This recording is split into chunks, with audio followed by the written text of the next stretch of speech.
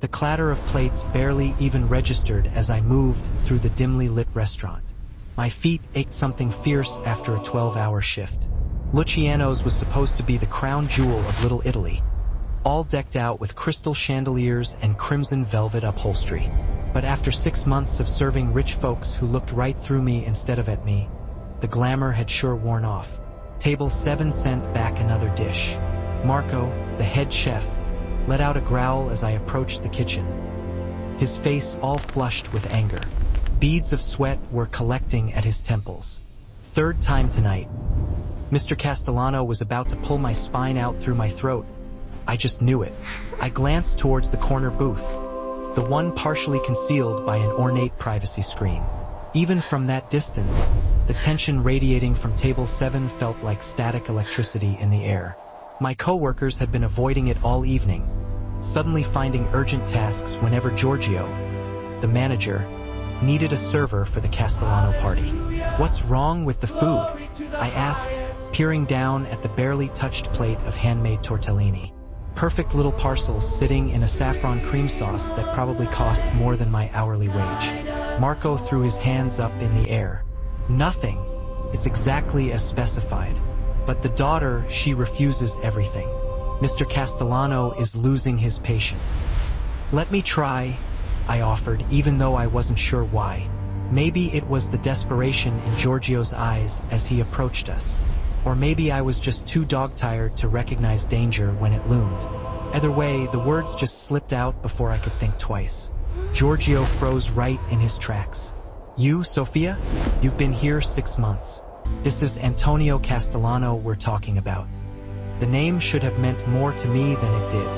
I'd heard whispers, of course, about how certain tables received special treatment, and how men in expensive suits sometimes disappeared into the private dining room with Mr. Luciano himself.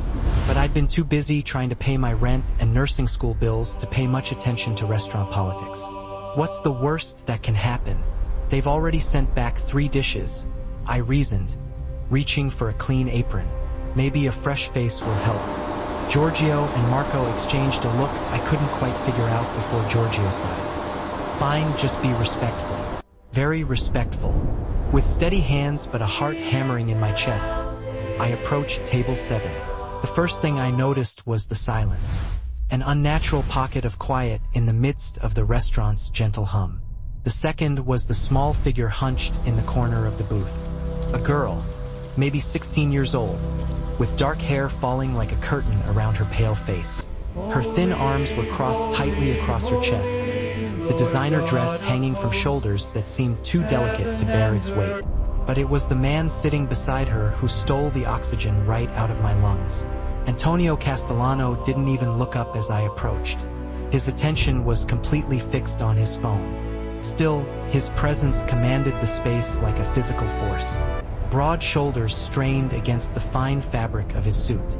A watch glinted on his wrist, probably worth enough to pay off my student loans in a single shot. His dark hair, threaded with silver at the temples, was swept back from a face that seemed carved from marble, all sharp angles and uncompromising lines. 2 men in dark suits stood nearby, their eyes constantly scanning the restaurant. The way they held their hands suggested they were concealing weapons. One of them nodded almost imperceptibly as I approached, a silent acknowledgement of my presence before I'd even made a sound. "Excuse me," I began, my voice sounding steadier than I expected. "I understand there's been an issue with the meal." Finally, Castellano looked up. His eyes were the color of aged whiskey, amber and deep and burning with something I couldn't quite name. For one heart-stopping moment, his gaze swept over me. Not the dismissive glance I was used to getting from most patrons, but a thorough assessment that seemed to catalog every single detail, from my sensible shoes to my hastily pinned-up hair. "The issue," he said, his voice a low rumble that vibrated right through me, "is that my daughter hasn't eaten properly in 3 days." His accent was subtle but unmistakable, Italian softening the edges of his English. "The doctor says she must eat, but she refuses everything." The girl, his daughter, sank even deeper into her seat, turning her face towards the wall. 3 restaurants tonight," Castellano continued. sliding his phone into his jacket pocket with deliberate movements. All special requests, all failures. I should have apologized. I should have offered to bring the chef himself to discuss alternatives. Instead, I looked at the girl, really looked at her. The hollowness in her cheeks, the dark circles under her eyes that held a storm of emotions. Please, May I take my sit? hand. I asked her Don't directly, not her father. Surprise flickered across both their faces. One of the suited men stepped forward, but Castellano raised a hand, stopping him without a word or even a glance. After a moment of heavy silence, he slid over, making some space. I settled at the edge of the booth, my knees brushing against expensive wool as I faced the girl. "I'm Sophia," I said softly. "What's your name?" "Isabella," she whispered so quietly I almost missed it. "Isabella?" I repeated with a smile. "That's beautiful. I had a grandmother named Isabella. She was stubborn, too. A dangerous gamble, but something told me this girl needed honesty more than she needed deference." I felt Castellano stiffen beside me, but I kept my eyes on his daughter. "I'm not stubborn," she protested weakly. "I'm just not hungry. Maybe not for tortellini," I agreed. "When I'm upset, I can't eat proper meals either." Her eyes flickered to mine, a brief connection. "Who says I'm upset?" "Your eyes do." I leaned in slightly closer, lowering my voice as if I was sharing a secret. "Also, you've destroyed your napkin." She glanced down at the linen napkin twisted into knots on her lap, the corners frayed where she'd worried them between her fingers. "When was the last time you actually wanted to eat something?" I asked. "Not what someone told you to eat, but what you craved."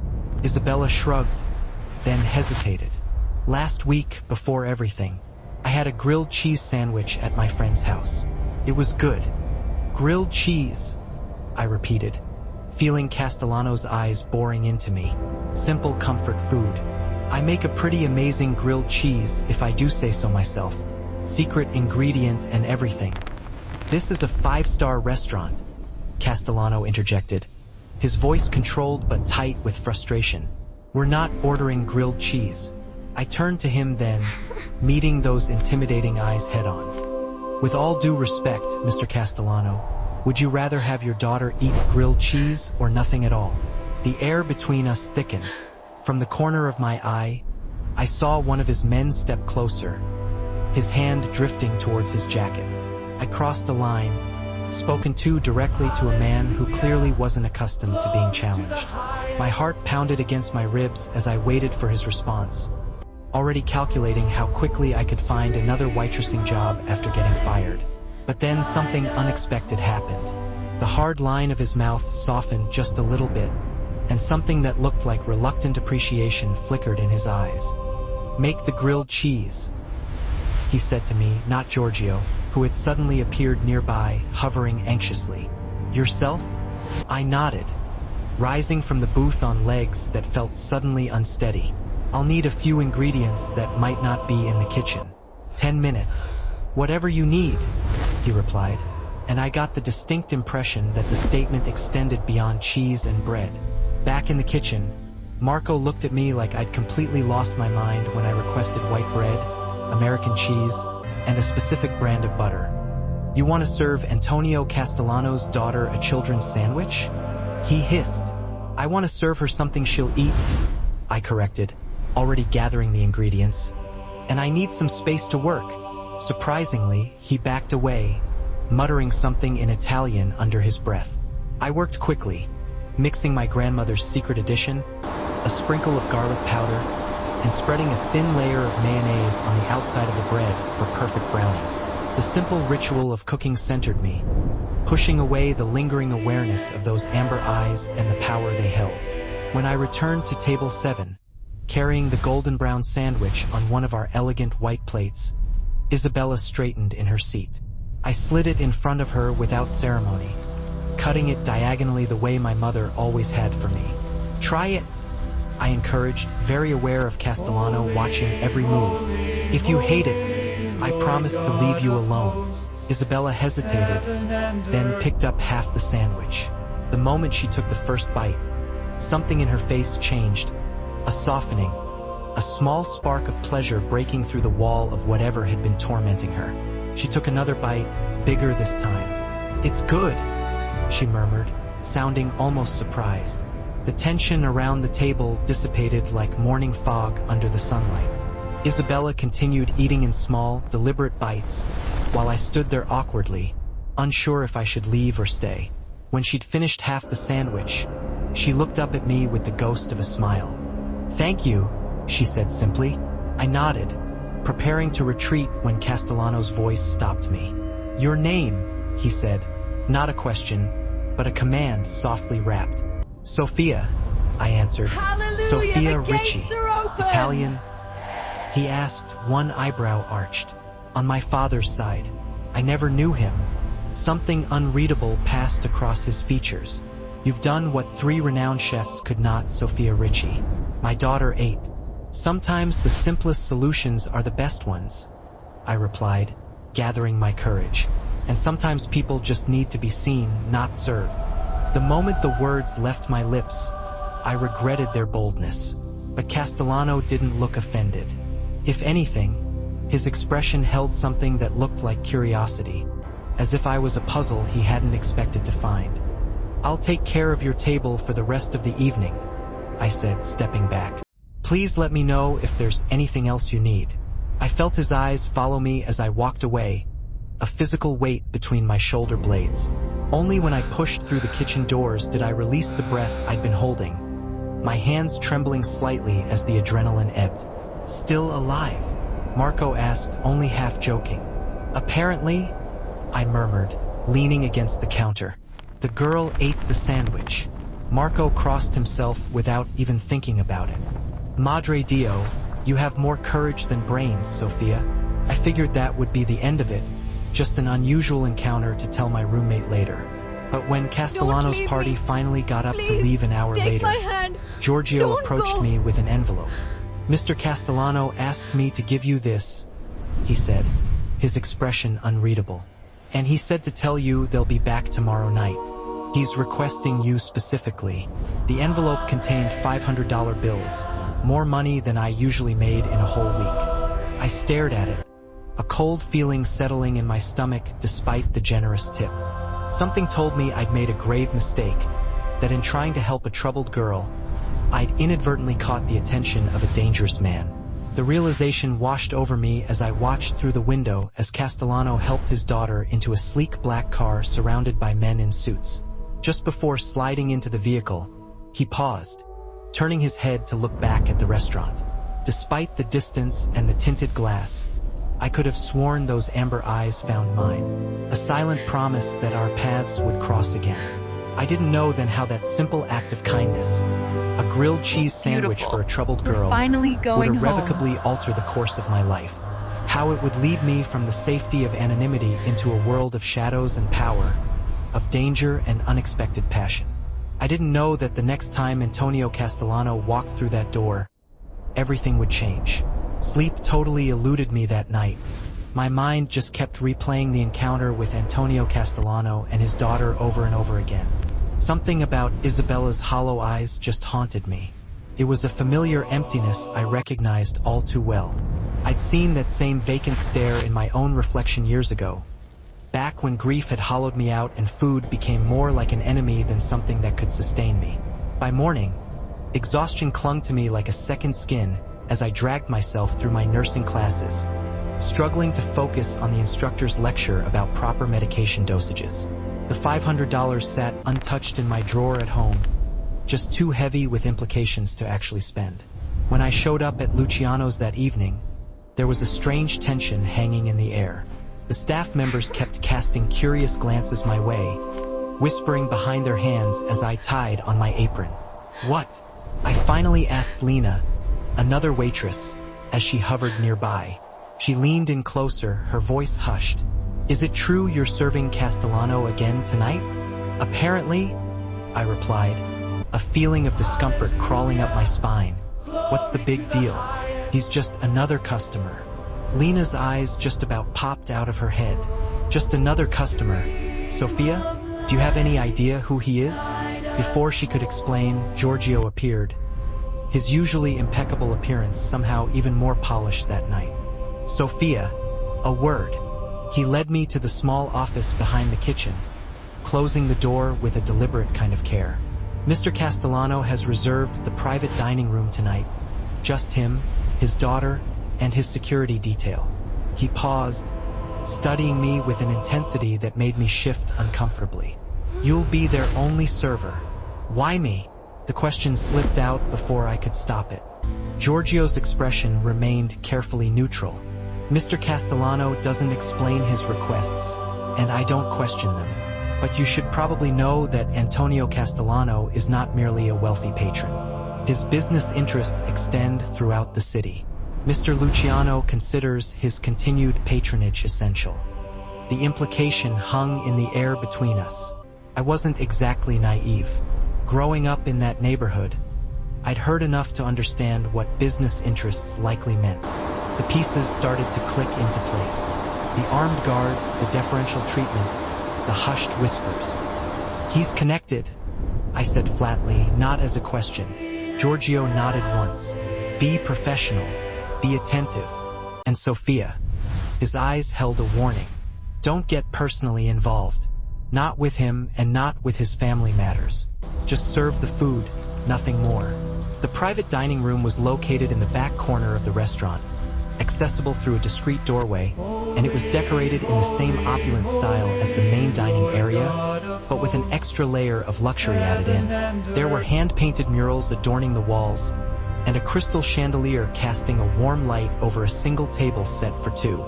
I got there early to prepare the space, and my hands were trembling just a little bit as I arranged the silverware in crystal glasses. The door opened at exactly 7, and Antonio Castellano strode in, his presence immediately filling the room. That night, he was wearing a charcoal suit that seemed to accentuate the breadth of his shoulders. He wasn't wearing a tie, and the top buttons of his crisp white shirt were undone, just enough to reveal a glimpse of tan skin. Isabella followed, looking a little bit better than she had the previous evening.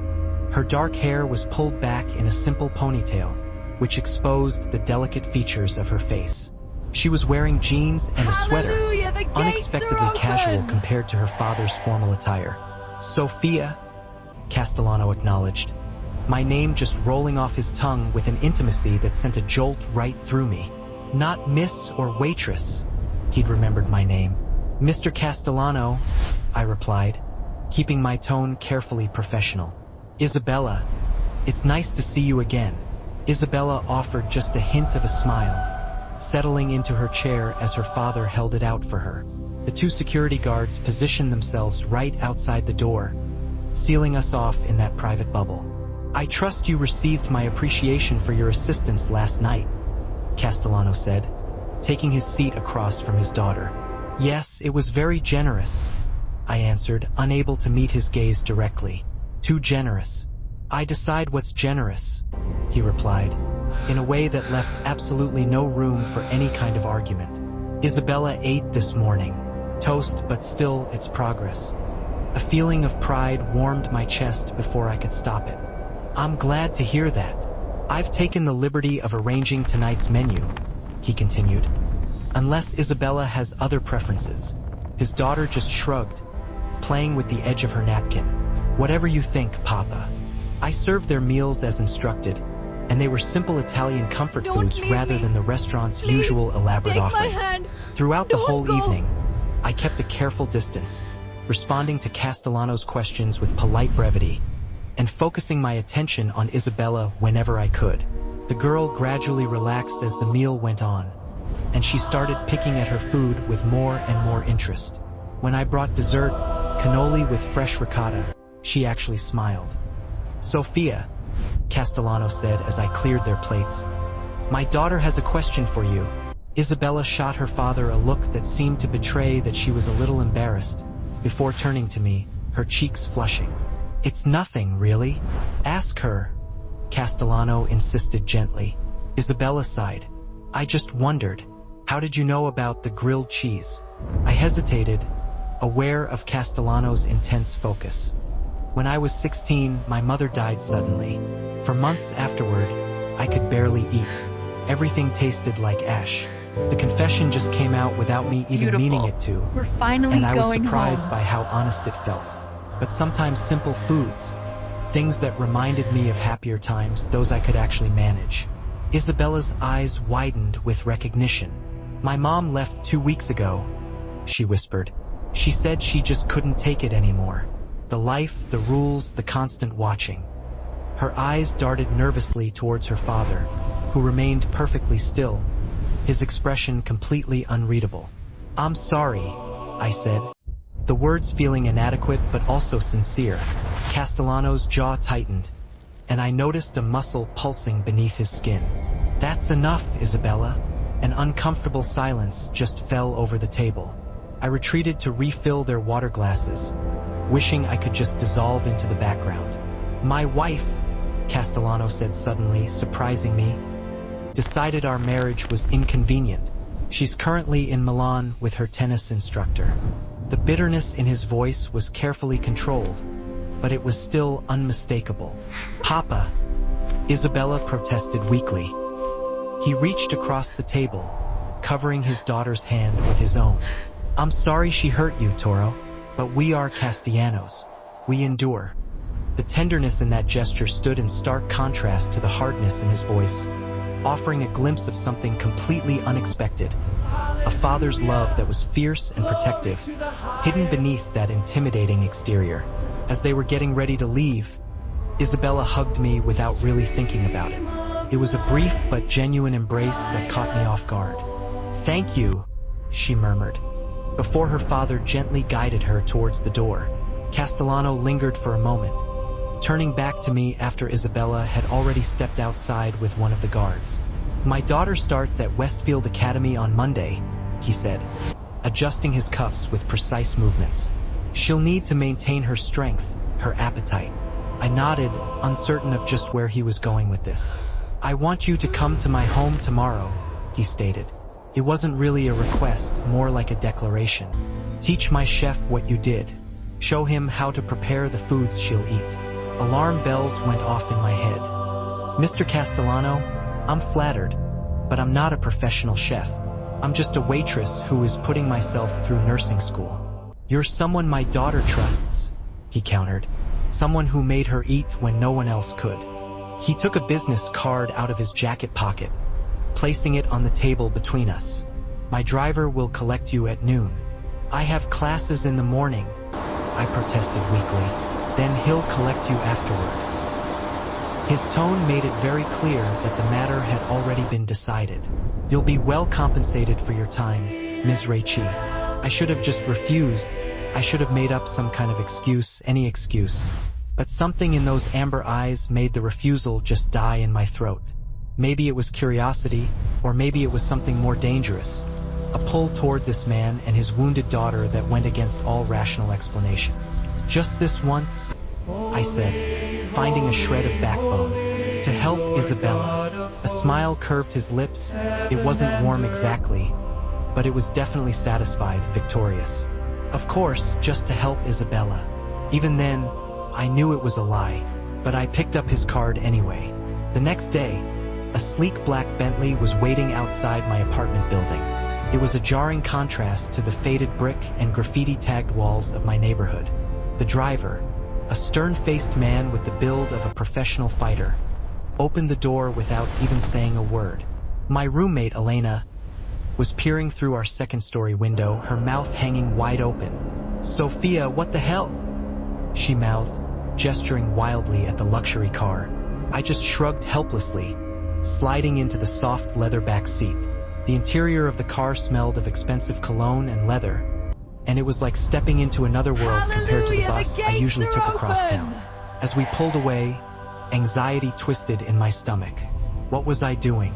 Entering the private world of a man like Antonio Castellano. A man who, if the whispers were even remotely true, operated in shadows that most people spent their entire lives trying to avoid. 40 minutes later, we passed through wrought iron gates into a sprawling estate on the city's outskirts. The house, well, the mansion really rose up before us, like a modern fortress made of stone and glass and surrounded by meticulously landscaped grounds. Security cameras tracked our approach, and men in dark suits patrolled the perimeter with the disciplined movements of trained professionals. The driver escorted me inside through a soaring entryway with marble floors and art that I was pretty sure belonged in museums.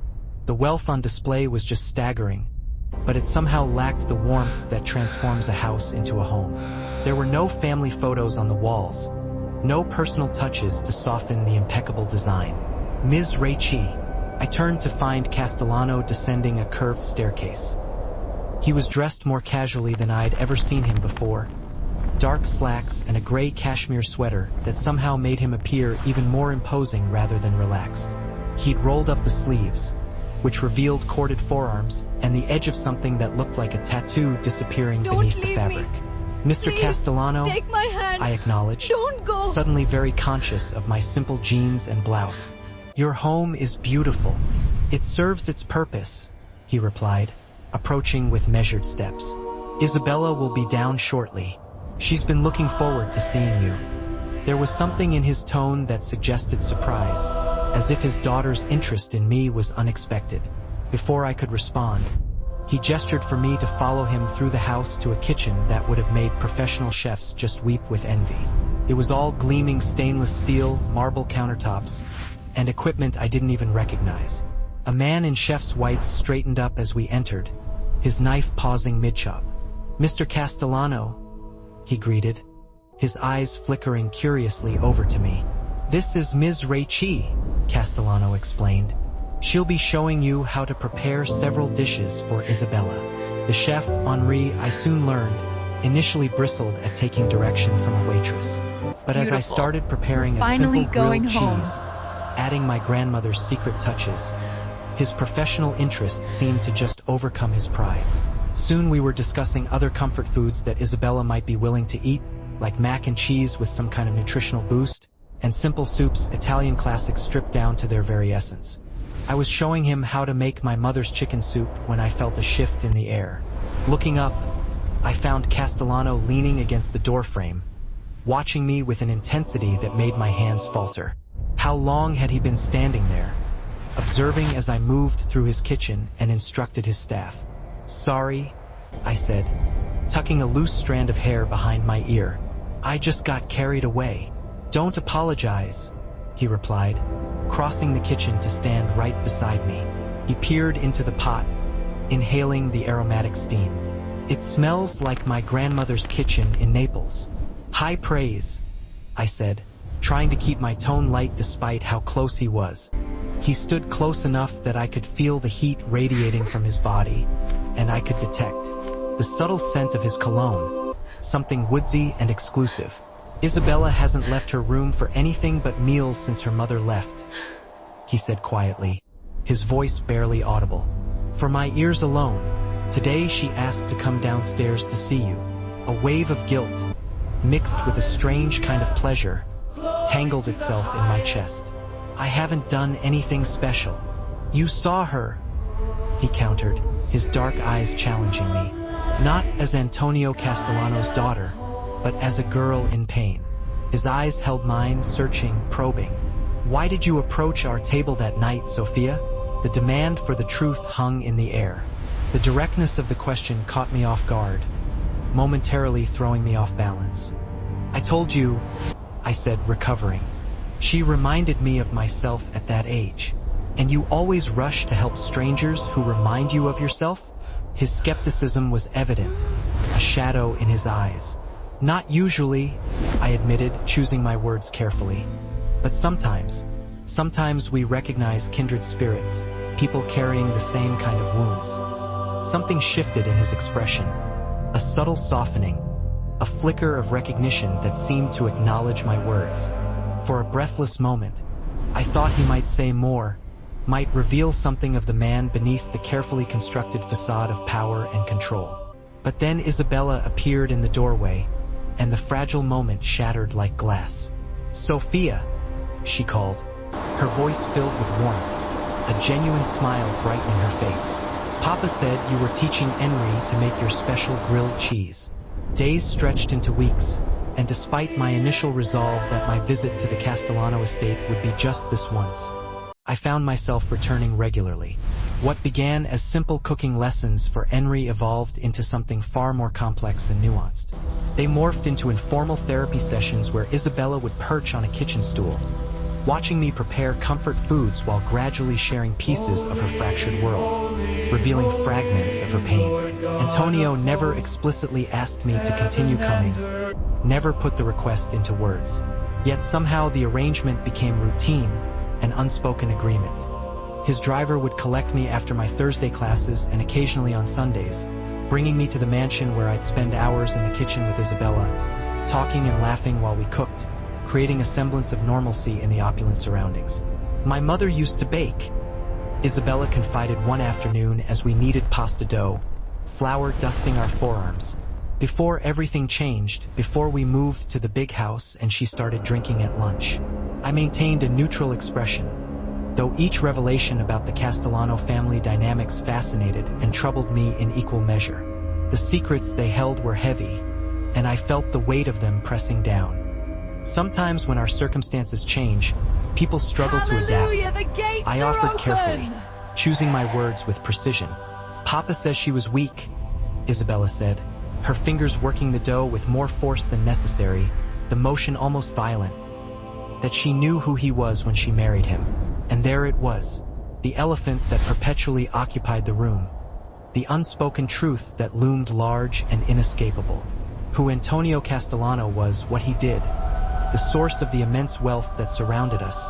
The reason armed men patrolled the grounds, creating an atmosphere of constant tension. Why Isabella had been withdrawn from her previous school after her mother's departure. Security concerns. Antonio had explained curtly when I'd asked, offering no further details. I'd never directly questioned him about his business, maintaining the polite fiction that he was merely a successful entrepreneur with unusually high security requirements. But I wasn't naive. The whispered conversations that stopped abruptly when he entered rooms. The men who arrived for closed-door meetings, their faces grim. The way Isabella carefully avoided mentioning anything about her father's work. It painted a picture I couldn't ignore, a portrait of a world far removed from my own. Everyone has different strengths, I said diplomatically, showing Isabella how to roll the pasta thinner. Maybe your mother's weren't the kind your father understood. Isabella considered this, her dark eyes, so like her father's, thoughtful and searching. Papa respects you, she said suddenly, her gaze locking with mine. I can tell. Heat rushed to my cheeks, an unwelcome flush that betrayed my composure. I'm just helping with your meals, I deflected, trying to downplay the intensity of her statement. No, she insisted with teenage certainty, her voice unwavering. It's more than that. He watches you when you don't notice, and he listens when you speak. Really listens. He doesn't do that with many people. I focused intently on cutting the pasta into even strips, unsure how to respond, my hands moving with practiced precision to hide my unease. I'd felt Antonio's eyes tracking me through the house, had noticed how he'd begun lingering in the kitchen during my visits, asking questions about my studies, my aspirations, small conversations that somehow felt weighted with unspoken currents, charged with an energy I couldn't quite decipher. Your father is just concerned about going you, home. I said finally, settling on the safest response. He wants you to be healthy. Isabella rolled her eyes, a glimpse of normal teenage behavior that secretly delighted me. A reminder that beneath the weight of her family's secrets, she was still just a girl. He had Henri before, and Dr. Levine, and that nutritionist from Switzerland, but he keeps bringing you back. She lowered her voice dramatically, leaning closer as if sharing a scandalous secret. I think he likes you. Isabella? I chided, embarrassment and something more dangerous, something akin to attraction, fluttering in my stomach. That's not. What are we discussing so intently? Antonio's voice, smooth as aged whiskey, interrupted from the doorway, cutting through the air like a knife. I startled, nearly dropping the pasta cutter, my heart leaping in my chest. He stood watching us, his stance relaxed but alert, jacket discarded, shirt sleeves rolled to expose strong forearms, the muscles subtly defined. A faint smile played at the corners of his mouth, hinting at amusement. Pasta secrets, Isabella answered promptly, her eyes sparkling with mischief. Girls only. Is that so?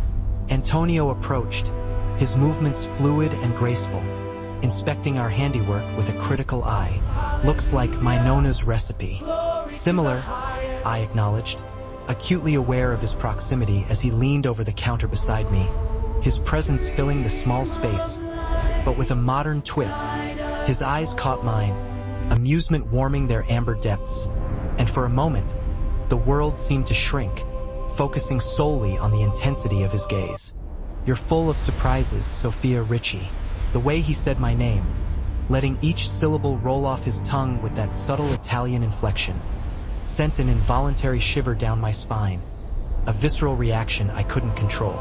I'd been fighting an unwelcome attraction to Antonio Castellano since that first night at the restaurant, tamping down the inappropriate flutter whenever he entered a room, trying to ignore the undeniable pull I felt towards him. He was my employer, essentially, a man whispered to be dangerous, a widower still bitter about his wife's betrayal. Mr. Reynolds is waiting in your study, sir, announced one of the security team from the doorway, breaking the moment, shattering the fragile connection that had formed between us. Antonio straightened, his expression cooling instantly, the warmth replaced by a professional detachment. Tell him I'll be there shortly. He turned to Isabella, pressing a kiss to her forehead, a gesture of paternal affection. Homework after dinner. Tesoro? He nodded, his voice softening. The easy affection between them was a stark contrast to the sudden businesslike demeanor that had overtaken him, transforming him into a man of power and authority. As he left, the atmosphere in the kitchen shifted, as though he'd taken some essential energy with him, leaving a void in his wake. See, Isabella whispered once he was out of earshot, her voice conspiratorial. He never checks on me when Mrs. Abernathy is here. Mrs. Abernathy, I'd learned, was Isabella's tutor, a stern woman who came daily to continue her education until arrangements for her new school were finalized. I shook my head, trying to dispel the lingering effects of Antonio's presence, reaching for the tomatoes we'd need for the sauce. Let's focus on dinner, shall we? Later, after Isabella had gone upstairs to complete her assignments, I was gathering my things to leave when Antonio reappeared. He'd shed the businesslike demeanor from earlier, but something dark lingered in his eyes, a hint of unease in the set of his shoulders. Leaving so soon? He asked, moving to the bar cart in the corner of the kitchen, an unusual feature that I'd noted on my first visit, a testament to his wealth and privilege. He poured 2 fingers of amber liquid into a crystal tumbler, the clinking of the glass echoing in the quiet room. My shift starts in 2 hours, I explained, checking my watch, feeling the familiar pressure of time weighing on me. Thursday night is always busy at Lucho's. He nodded, taking a slow sip of his drink, his gaze fixed on me. You've been good for her, he said after a moment, his voice low and sincere. Isabella, she's eating regularly now, talking more. Pride warmed my chest despite my efforts to remain professionally detached. She just needed someone to listen, someone outside the situation, someone who understands loss, he added perceptively, his eyes meeting mine, a knowing look that suggested he saw more than I was willing to reveal. You mentioned your mother died when you were her age. I nodded, surprised he'd remembered that detail from weeks ago, a throwaway line in a casual conversation. Car accident, drunk driver. And your father? Never in the picture, I said with practiced indifference, my voice flat and devoid of emotion. Left before I was born. Antonio studied me over the rim of his glass, his gaze intense and probing. So you raised yourself. I had my grandmother until I was 18, I corrected, unwilling to accept his romanticized version of my life. She taught me everything I know about cooking, about survival really. And now you're putting yourself through nursing school while working full-time. It wasn't a question, but a statement, a testament to his knowledge of my life. Admirable. I shifted uncomfortably under his scrutiny, feeling exposed and vulnerable, just doing what needs to be done. A rare quality, he observed, his voice soft, almost a murmur. Most people take the easy path when offered. There was no easy path to take, I said simply, my voice firm and unwavering. He set down his glass, approaching me with measured steps, closing the distance between us.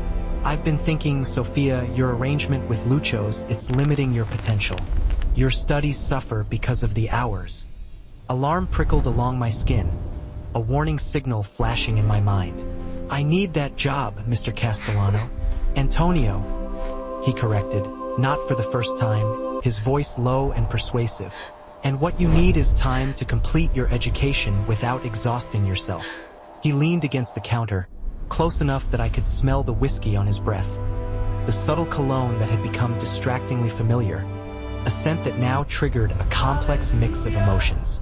I'd like to offer you a position here. Part-time, better hours, significantly better compensation.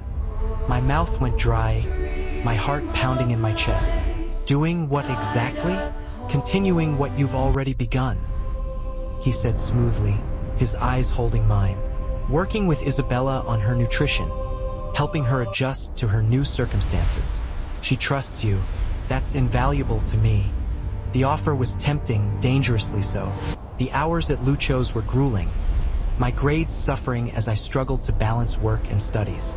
Yet something about formalizing my relationship with the Castellanos felt like crossing a threshold I wasn't certain I should approach, a point of no return.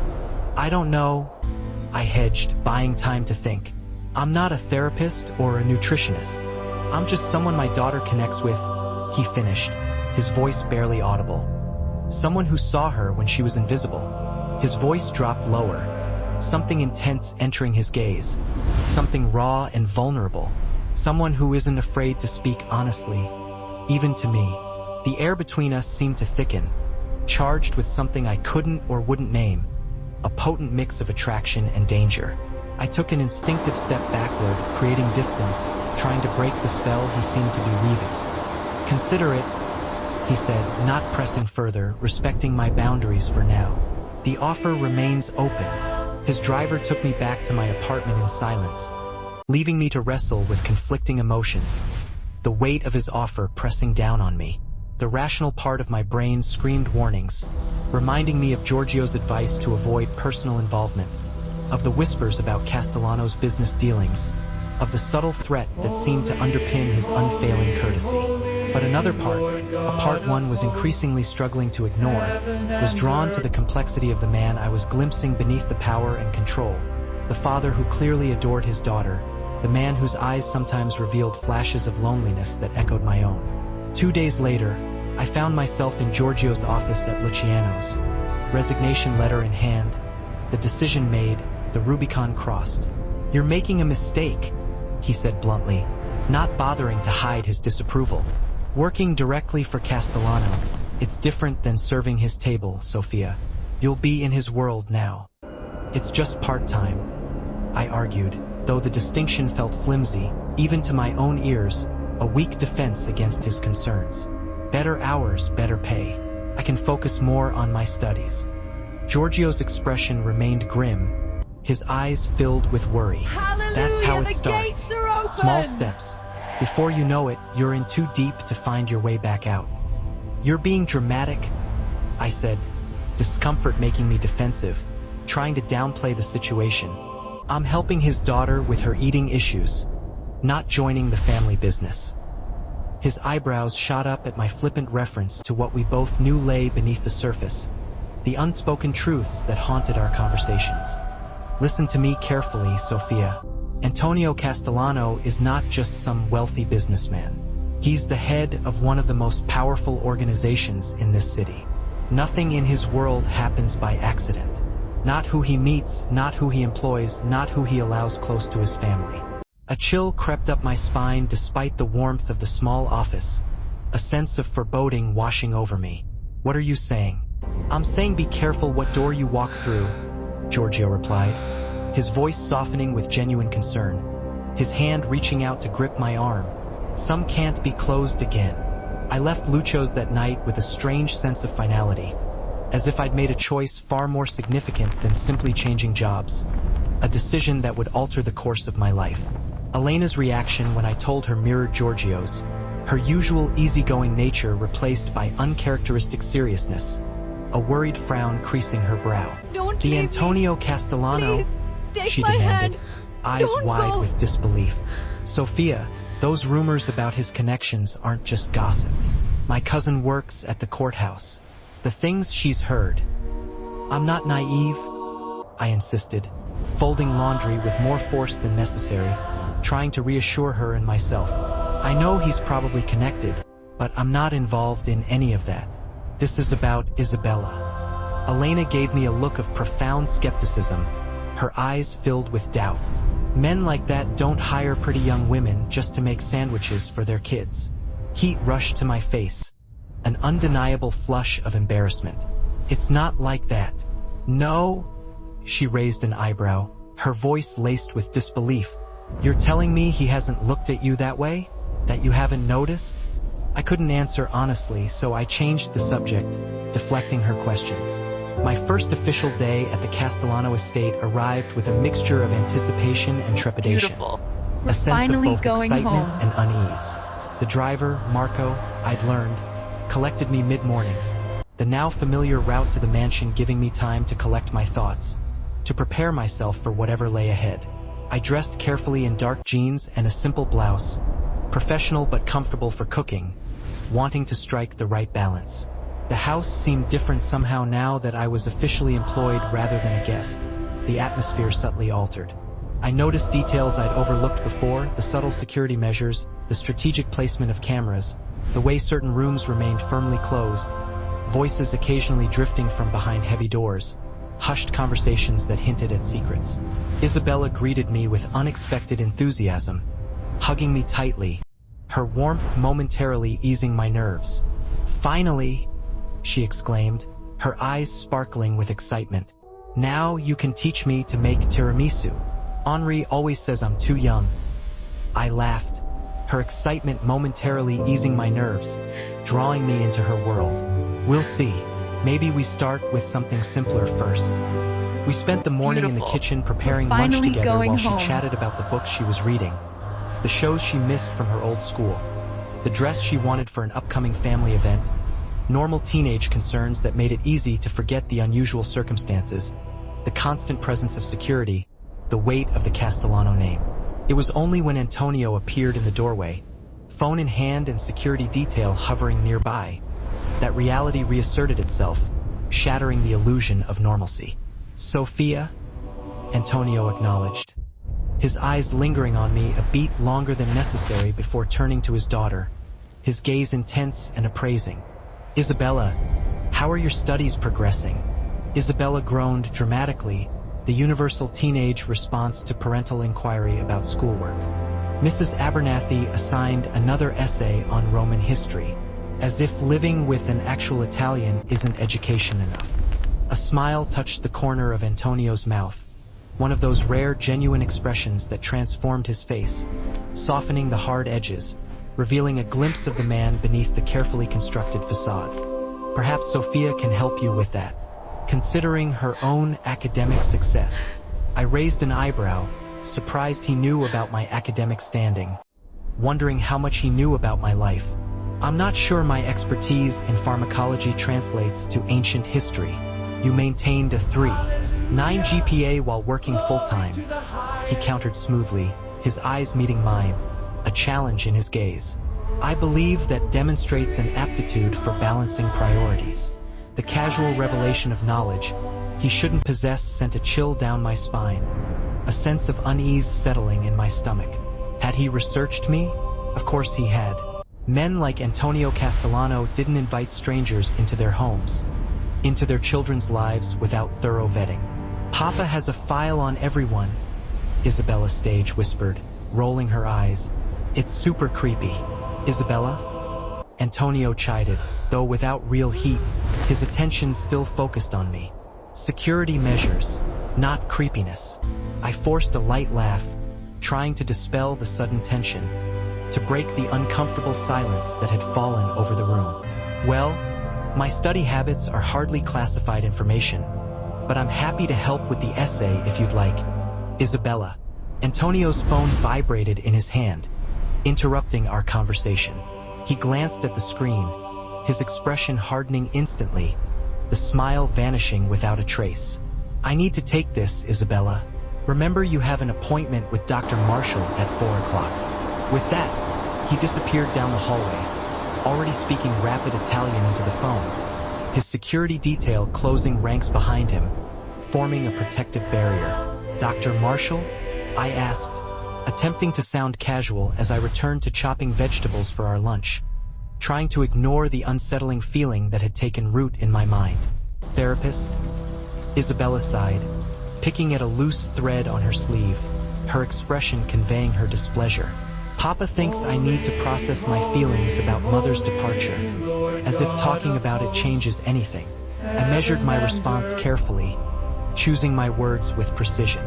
Sometimes naming our feelings helps take away their power over us. She shot me a look of teenage skepticism, her eyes filled with doubt. You sound like Dr. Marshall. Smart woman, I replied with a gentle smile, trying to lighten the mood.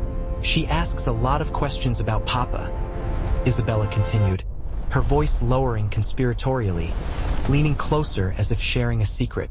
About his business, his friends, who visits the house. My knife paused mid-chop, my hand freezing in place. What kind of questions? Isabella shrugged, her expression nonchalant. Like, does he have meetings late at night? Do I ever hear arguing? Has anyone ever threatened him in front of me? Hallelujah, she reached for a cherry tomato, open! popping it into her mouth, seemingly unconcerned. I'm not stupid. I know what she's really asking. A knot formed in my stomach, tightening with each word she spoke. And what did you tell her? Nothing, she replied with surprising fierceness, her voice unwavering. We're Castellanos, family loyalty above all else. The conviction in her voice, so adult, so rehearsed, broke my heart a little. She was 16, caught between childhood and adulthood, already carrying the weight of family secrets, burdened by responsibilities she shouldn't have to bear. Your father wants what's best for you, I said carefully, choosing my words with deliberation. That's why he arranged for you to talk to Dr. Marshall. Papa wants to make sure I'm not damaged like Mother, she countered with brutal honesty, her eyes filled with a pain that belied her age. That I won't crack under pressure, that I'm worthy of the name. Before I could respond, one of Antonio's assistants appeared in the doorway, interrupting our conversation.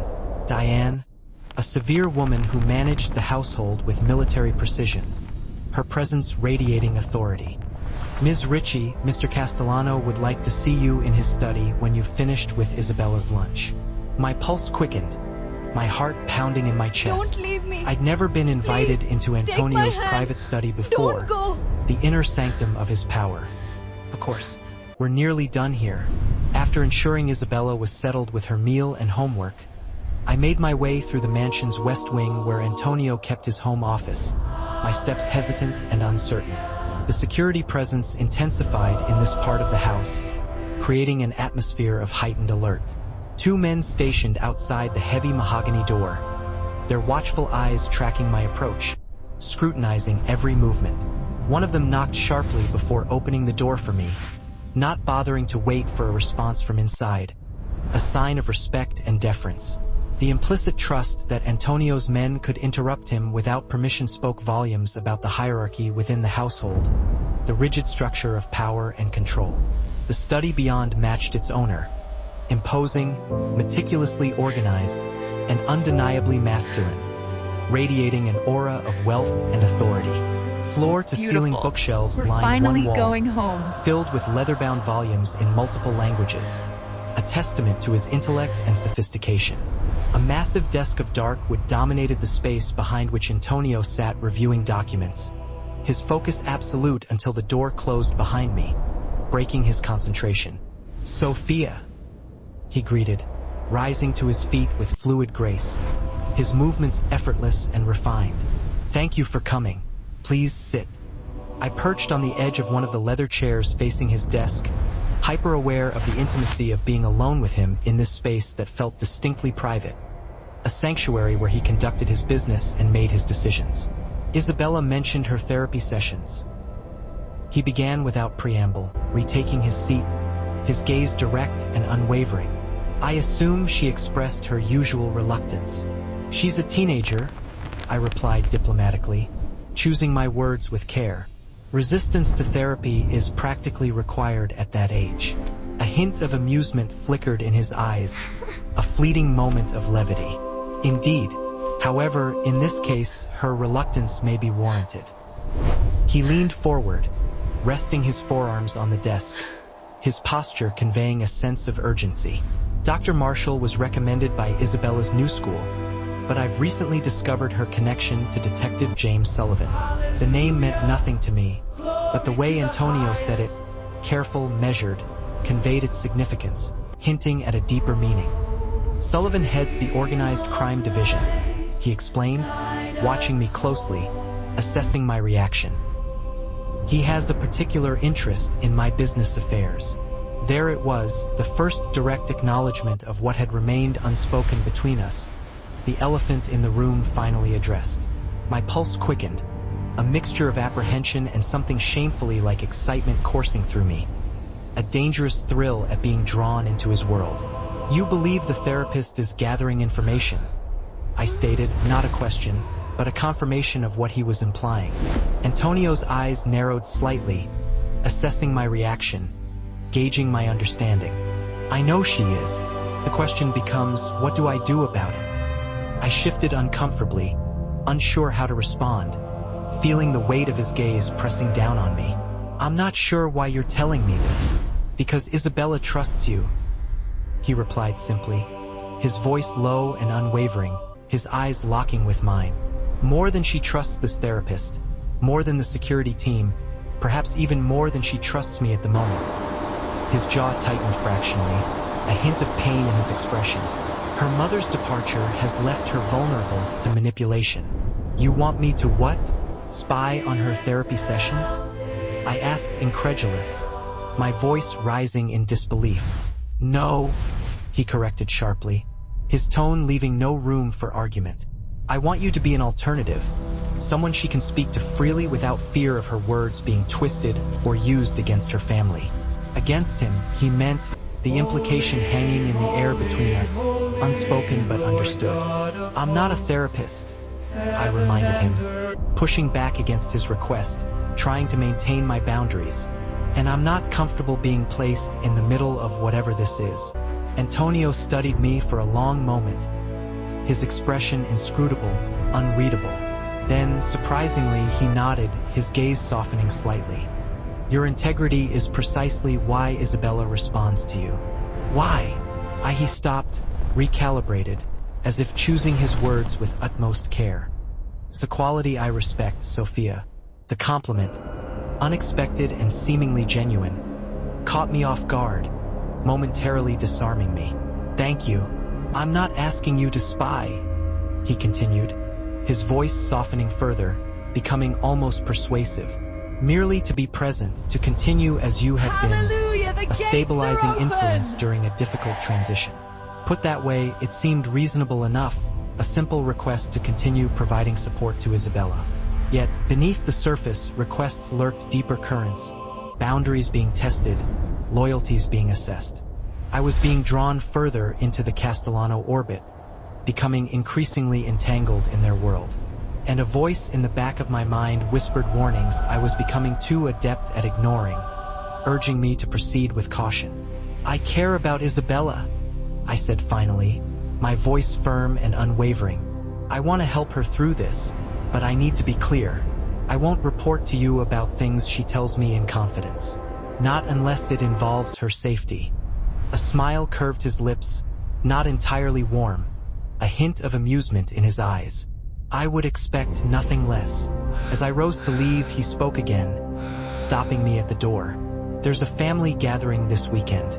My father's birthday celebration. Isabella would appreciate your presence."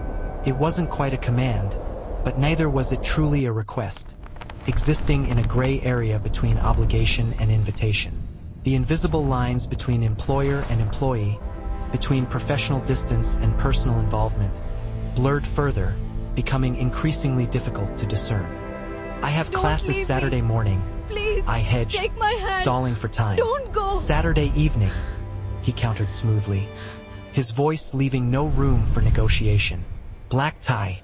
My driver will collect you at 7. I should have refused, should have maintained the boundaries already dangerously compromised, should have put a stop to the escalating situation. Instead, I heard myself say, I'll need to find something appropriate to wear. His eyes traveled over me briefly, an assessment that sent heat rushing to my cheeks, a sudden awareness of my appearance, of my vulnerability. I'll have something sent to your apartment. He interrupted gently. You'll be entering a world where appearances matter. Let me ensure you're comfortable in it. What's your size? The question, so personal, so presumptuous, should have offended me, should have triggered a strong reaction. 2 days later, a package arrived at my apartment, delivered with the same quiet efficiency as everything else in Antonio's world. It's beautiful. A dress of midnight blue Finally silk that going probably home. cost more than 3 months' rent, accompanied by shoes and a delicate silver necklace, lay nestled inside, a lavish gift that spoke volumes about his wealth and power. Elena whistled low when I tried it on, the fabric flowing like water over my curves, cut modestly yet unmistakably feminine, designed to enhance my figure without revealing too much. Still going to tell me this is just about his daughter? She asked pointedly, her eyes narrowed with suspicion. I avoided her gaze, smoothing non-existent wrinkles from the perfect garment, feeling the weight of her words pressing down on me. It's business. He's my employer. Employers don't buy dresses like that for their staff, she countered, her voice firm and unwavering. Be careful, Sophia. Men like him, they see something they want, they take it. Her words echoed in my mind Saturday evening as Marco drove me through iron gates I was becoming too familiar with, toward a house now ablaze with lights, transformed into a glittering spectacle.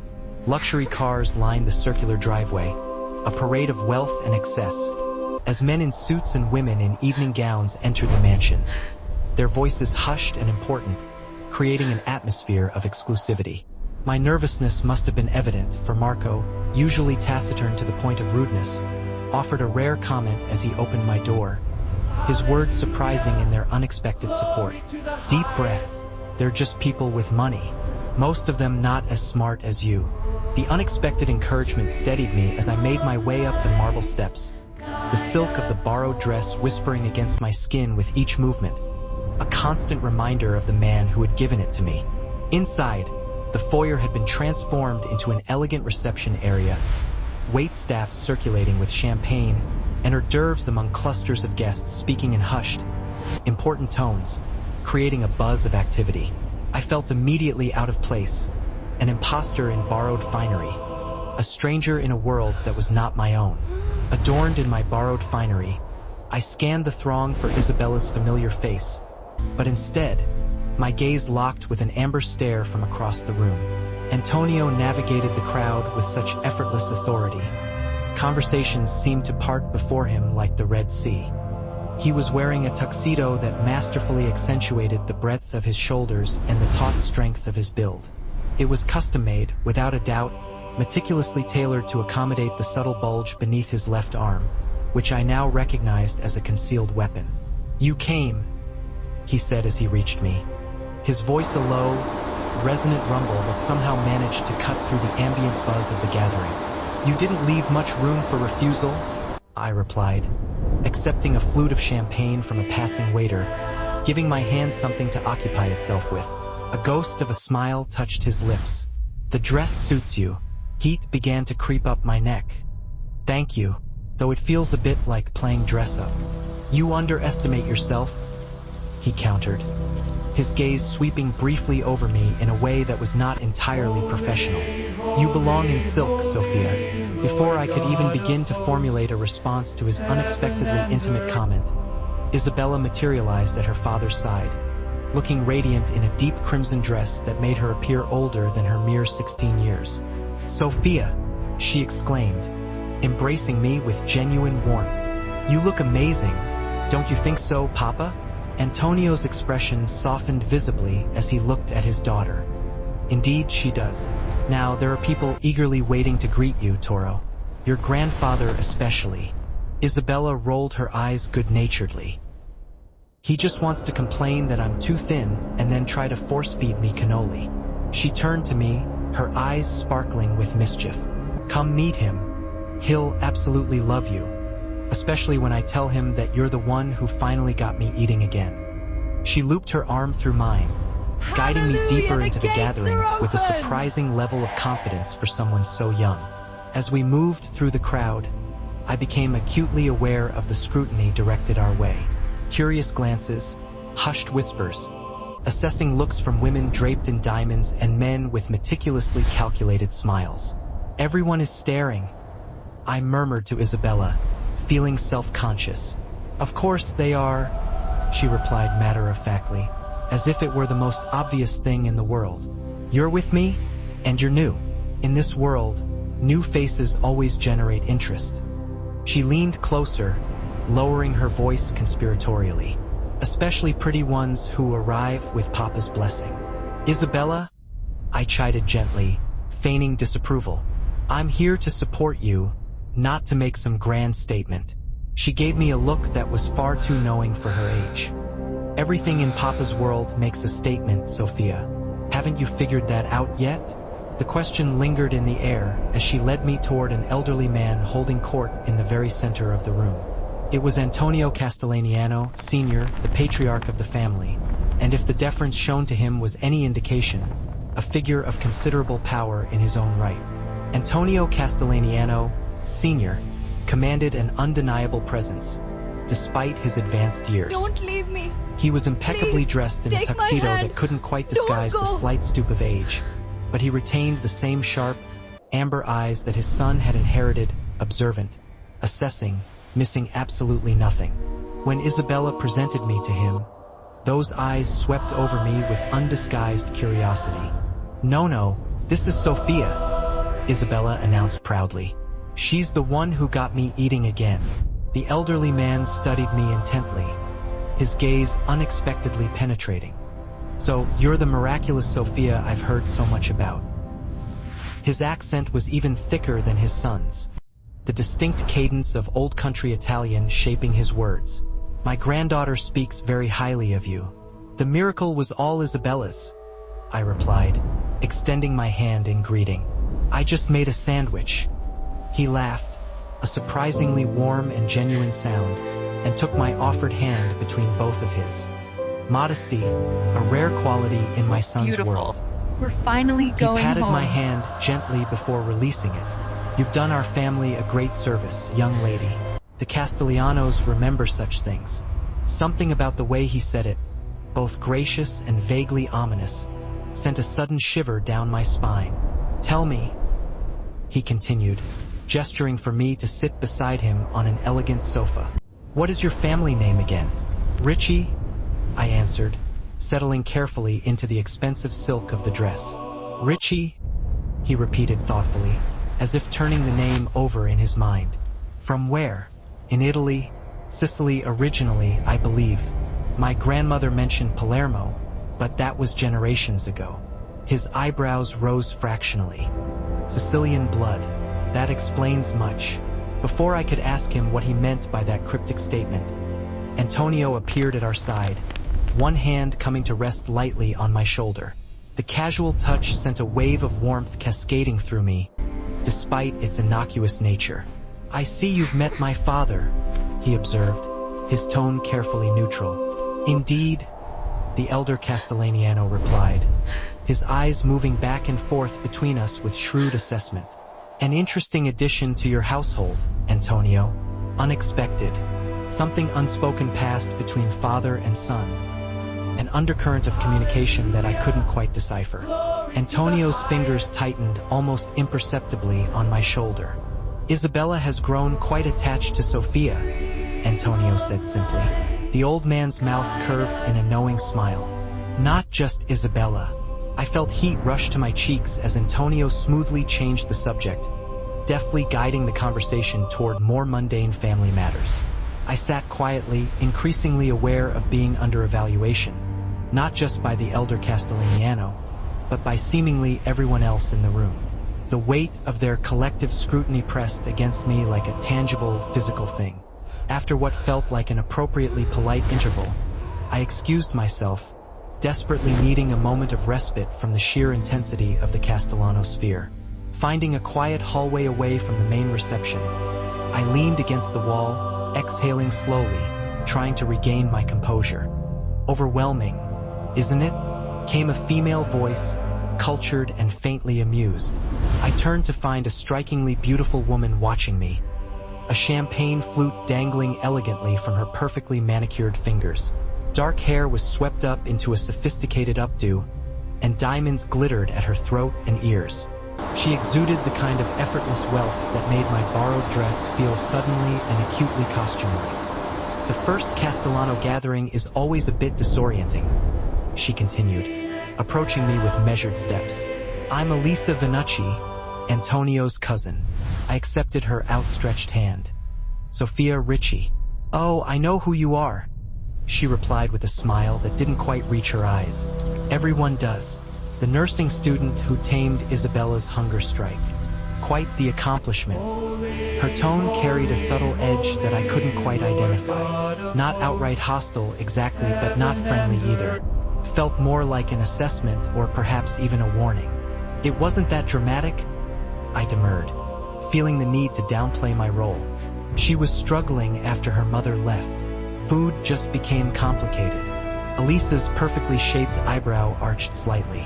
"Valeria's departure was messy, though hardly surprising." She sipped her champagne, studying me intently over the rim of her glass. "Antonio does have a type, you know." The implication hung heavily in the air between us.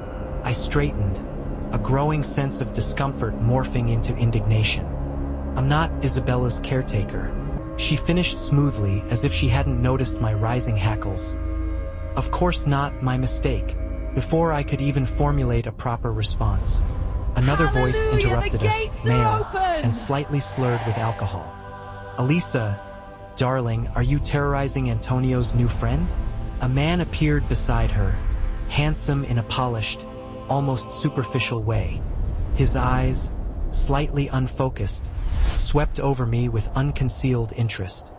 "Just making introductions, Matteo," Elisa replied coolly, her tone suggesting this was a familiar game. "Sophia, this is my husband, Matteo Vinucci." "Pleasure," he drawled, taking my hand and holding it just a beat too long. "So, you're the one who's been keeping our Antonio distracted these past few weeks." I extricated my hand, feeling increasingly uncomfortable. "I should probably get back to Isabella." "Of course." Elisa smiled thinly, her eyes knowing. "Family first, always the Castellano way." As I turned to leave, she added softly, almost as an afterthought, "Just a friendly suggestion, Sophia. Remember your place in this house. Antonio may find your authenticity refreshing right now, but novelty wears thin, especially in our world." The entire encounter left me feeling rattled and unsettled. The carefully constructed pretense that I was simply Isabella's caretaker, that our relationship was purely professional and nothing more, suddenly felt paper-thin and transparent. Please, I moved through the party hand. with heightened awareness, Don't go. acutely noticing the appraising glances and the whispered conversations that abruptly ceased as I passed by.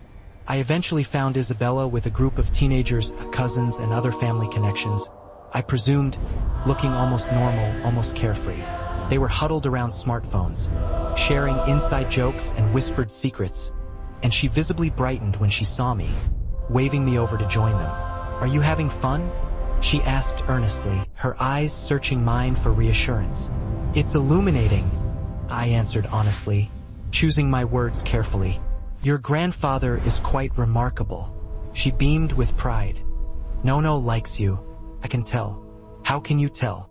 I asked, genuinely curious. "He asked you questions," she replied simply, as if that explained everything. "If he didn't like you, he wouldn't bother." I glanced across the room to where the elder Castellano was engaged in a deep conversation with Antonio. It's beautiful. Their heads bent close Finally together, going home. their expressions serious despite the celebratory atmosphere.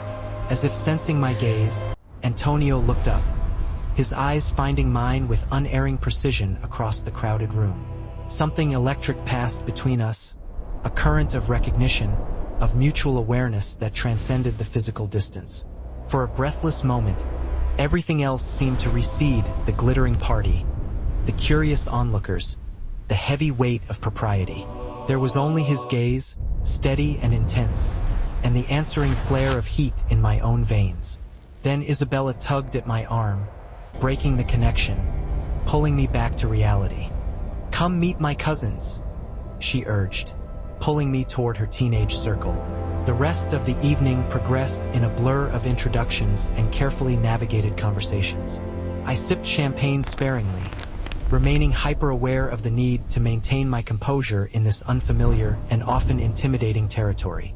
By the time dinner was finally announced, I'd met more Castellano relatives and associates than I could possibly hope to remember, each interaction underscored by a thinly veiled curiosity about my presence and my true relationship to the family. I found myself seated at the main table between Isabella and an elderly aunt who peppered me with relentless questions about my background, my education, and my family, or rather, my perceived lack thereof. Antonio was seated across the table and several seats down, engaged in a serious conversation with a silver-haired man who was introduced as a longtime business associate. Though he didn't look my way often, I could still feel his awareness like a physical touch, as if he were constantly attuned to my movements, my responses, and my overall comfort level in this rarefied atmosphere. After dinner, as the musicians began to set up for dancing, Isabella was summoned by her grandfather, leaving me momentarily alone. I took the opportunity to step out onto one of the terraces, grateful for the cool night air after the overwhelming intensity of the party inside.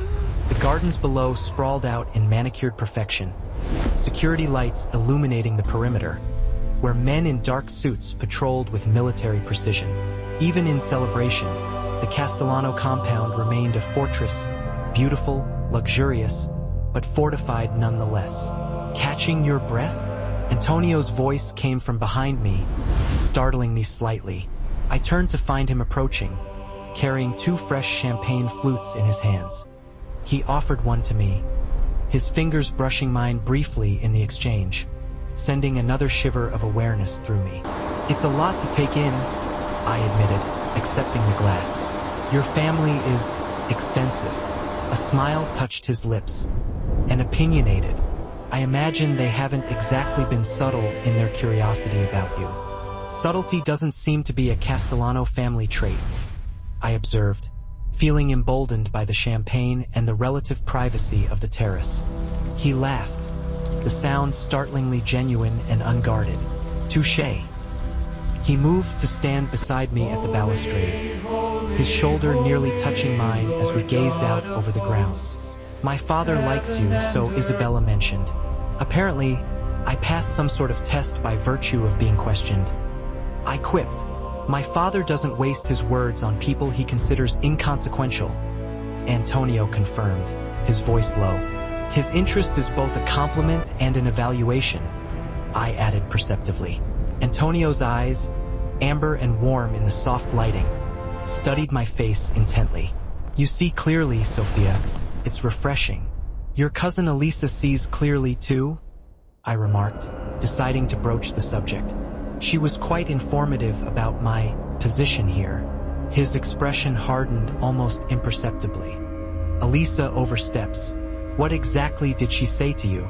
I hesitated, suddenly uncertain whether repeating her insinuations would create more problems than it solved. "Just that I should remember my place, and that I'm a novelty that will eventually wear thin." Antonio's jaw tightened, a muscle pulsing beneath the skin. "Elisa has always been territorial about family matters. Her opinion is completely irrelevant." "Is it?" I challenged softly, meeting his gaze directly, because from where I stand, her assessment seems accurate. "I don't belong in this world, Antonio. We both know it." He turned to face me fully, standing close enough that I could feel the heat radiating from his body and smell the subtle cologne that had become so distractingly familiar. "And yet, here you are, by my invitation, in my home." The possessive undercurrent in his words sent a shiver through me that had absolutely nothing to do with the evening breeze. As Isabella's caretaker, I reminded him, perhaps as much for myself as for him, Is that all you are, Sophia? He asked, his voice dropping to a low register that seemed to vibrate through me. We both know that it's become more than that. My heart hammered against my ribs. What exactly are you saying? Instead of answering directly, he reached up, his fingers gently brushing a stray strand of hair from my face with deliberate care. The simple touch felt more intimate than it had any right to be. Don't leave me. His Please, calloused fingertips take my grazing hand. my cheek before Don't withdrawing. go. I didn't intend for this, he said quietly, his voice laced with a hint of self-reproach. When I brought you here, it was solely for Isabella. But you've become... He paused, searching for the right word to express the inexpressible. Essential. The admission hung in the air between us, fraught with implications that I wasn't sure I was quite ready to face. Before I could even formulate a response, the terrace door swung open, spilling light and music into our private moment. "Ah, there you are," called the elder Castellano's voice, cutting through the atmosphere. "Antonio, the Moretti delegation has arrived. They're asking specifically for you." Antonio's expression shifted instantly, the vulnerability vanishing behind the familiar mask of control that I'd come to recognize. He straightened, adjusting his cuffs with precise, deliberate movements. "Business," he said to me, It's a hint beautiful. of regret We're coloring finally his tone. going home. "We'll continue this conversation later." As he turned to leave, I impulsively reached out and caught his arm. "Antonio, whatever this is, whatever you think is happening between us, it's complicated. There are boundaries that we really shouldn't cross." His eyes locked with mine, and I saw something fierce and determined in their depths. "Some boundaries exist to be challenged, Sophia. We'll talk again soon." The remainder of the evening passed in a haze of contradictory emotions, desire warring with common sense, attraction battling with self-preservation. I circulated with Isabella, met even more family members, and even danced briefly with the elder Castellano, who moved with surprising grace for a man of his age. But my awareness remained fixed on Antonio, tracking his movements through the crowd, catching his gaze across the room in stolen moments of electric connection. When the party finally began to wind down near midnight, I found myself completely exhausted from the constant navigation of social currents that I barely understood. Isabella had been whisked upstairs by her aunt, and the elder Castellano had retired for the night. I was preparing to find Marco and arrange for the drive home when Antonio suddenly appeared at my side, his presence both a comfort and a threat. "Stay," he said simply, his voice low and commanding. "It's late. The guest wing has already been prepared." The invitation, innocent on its surface, carried underlying currents that made my pulse quicken and my breath catch in my throat. "I really should get back to my apartment," I stammered, trying to sound practical and reasonable. "I have early classes tomorrow. It's well after midnight, Sophia. The city isn't exactly safe at this hour." His concern sounded genuine, but I sensed something more beneath the surface, something more possessive, more insistent. "I'd prefer that you remain here tonight." I hesitated, torn between practicality and the dangerous awareness that accepting his offer would irrevocably shift something fundamental between us. "Antonio, please," he added, the words sounding oddly foreign coming from a man who seemed more accustomed to giving commands than making polite requests. Against my better judgment, I found myself nodding almost imperceptibly. "Just for tonight," I managed to whisper.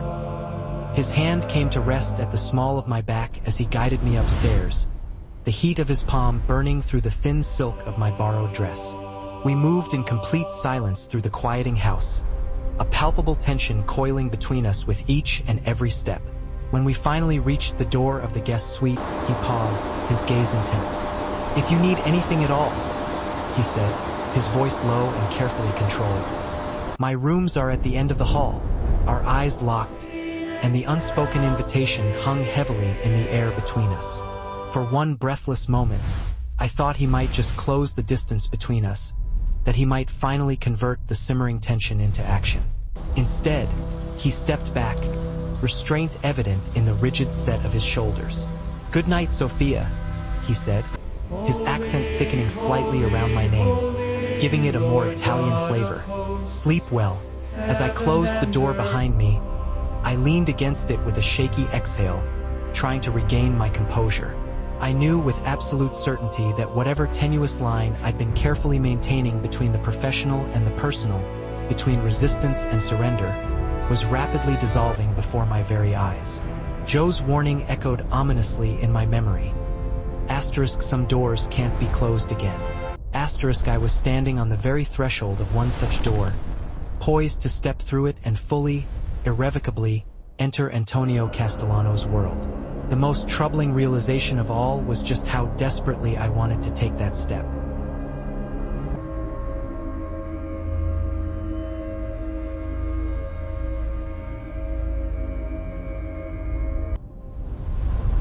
Hallelujah, the gates are open!